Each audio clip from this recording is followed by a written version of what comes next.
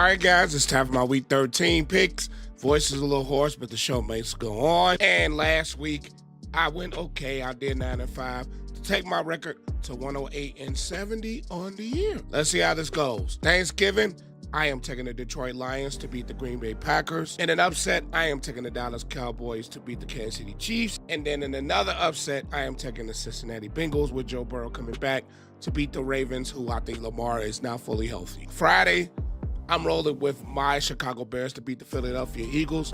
You guys can stay tuned to my Bears preview to find out why I picked that. Sunday, I am taking the LA Rams to beat the Carolina Panthers. Rams, best team in football. I am taking the Cleveland Browns in the upset to beat the 49ers. Something is up with Brock Purdy. And that defense for Cleveland, I think is going to take advantage of it. I am picking another upset. I'm picking the Texans in that vaunted defense to beat the Indianapolis Colts. I am taking the Miami Dolphins to beat the New Orleans Saints. The Atlanta Falcons will beat the New York Jets. The Bucks will beat the Arizona Cardinals.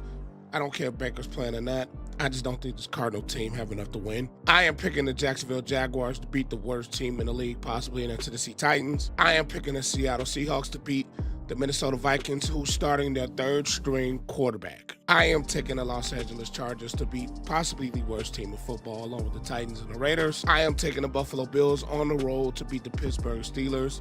Something with the Steelers offense, I just don't think they'll take advantage of the Bills' defensive woes. Sunday night, I am taking the Denver Broncos to beat the injury-riddled Washington Commanders. Monday night, I am taking the New England Patriots to beat another injury-riddled team in the NFC East and the New York Giants.